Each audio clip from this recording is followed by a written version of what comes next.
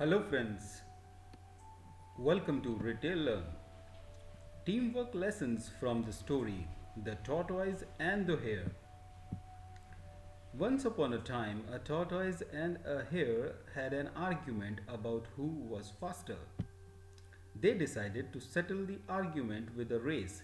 They agreed on a route and started off the race. The hare shot ahead and ran briskly for some time. Then, seeing that he was far ahead of the tortoise, he thought he would sit under a tree for some time and relax before continuing the race. He sat under the tree and soon fell asleep. The tortoise, plodding on, overtook him and soon finished the race, emerging as the undisputed champ. The hare woke up and realized that he had lost the race. The moral of the story is slow and steady wins the race. This is the version of the story that we have all grown up with. The story continues. The hare was disappointed at losing the race and he did some soul searching. He realized that he had lost the race only because he had been overconfident, careless, and lax. If he had not taken things for granted, there is no way the tortoise could have beaten him. So he challenged the tortoise to another race. The tortoise agreed. This time, the hare went all out and ran without stopping from start to finish. He won by several miles. The moral of the story now is fast and consistent will always beat the slow and steady. If you have two people in your organization, one slow, methodical, and reliable, and the other fast and still reliable at what he does, the fast and reliable chap will consistently climb the organizational ladder faster than the slow, methodical chap. It's good to be slow and steady, but it's always better to be fast and reliable.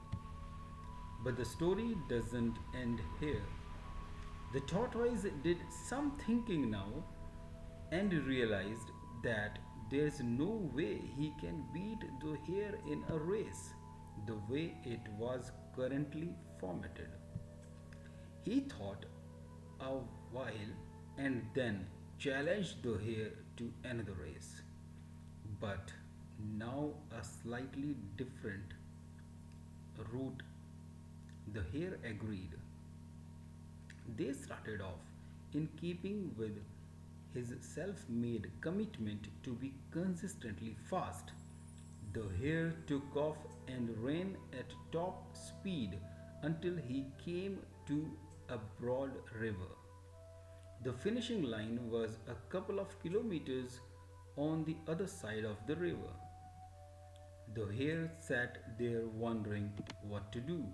In the meantime, the tortoise trundled along, got into the river, swam to the opposite bank, continued walking, and finished the race. The moral of the story is first identify your core competency and then change the playing field to suit your core competency. In an organization, if you are a good speaker, make sure you create opportunities to give presentations that enable the senior management to notice you. If your strength is analysis, make sure you do some sort of research, make a report, and send it upstairs. Working to your strengths will not only get you noticed but will also create opportunities for growth and advancement. The story still hasn't ended. This The hare and the tortoise by this time had become pretty good friends and they did some thinking together. Both realized that the last race could have been run much better. So they decided to do the last race again, but to run as a team this time. They started off, and this time the hare carried the tortoise till the riverbank. There, the tortoise took over and swam across with the hare on his back. On the opposite bank, the hare again carried the tortoise and they reached the finishing line together. They both felt a greater sense of satisfaction than they had felt earlier. The moral of the story, which is the final moral of the story, it's good to be individually brilliant and to have strong core competencies, but unless you are able to work in a team and harness each other's core competencies, you will always perform below par because there will always be situations at which you will do poorly and someone else does well. Teamwork is mainly about situational leadership, letting the person with the relevant core competency for a situation take leadership. There are more lessons to be learned from the story. Note that neither the hare nor the tortoise gave up after failures. The hare decided to work harder and put in more efforts after his failure. The tortoise changed his strategy because he was already working as hard as he could. In life, when faced with failure, sometimes it is appropriate to work harder and put in more effort. Sometimes it is appropriate to change strategy and try something different. And sometimes it is appropriate to do both.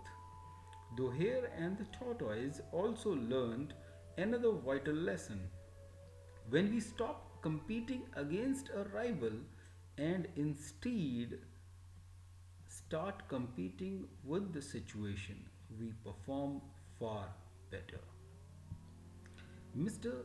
Roberto took over as CEO of Coca Cola in the 1980s. He was faced with intense competition from Pepsi that was eating into Coke's growth. His executives were Pepsi focused and intent on increasing market share 0.1% a time. Roberto decided to stop competing against Pepsi and instead compete against the situation of 0.1% growth. He asked his executives what was the average fluid intake of an American per day. The answer was 14 ounces. What was Coke's share of that? 2 ounces. Roberto said Coke needed a larger share of that market. The competition wasn't Pepsi, it was the water, tea, coffee, milk, and fruit juices that went into the remaining 12 ounces. The public should reach for a Coke whenever they felt like drinking something. To this end, Coke put up vending machines at every street corner.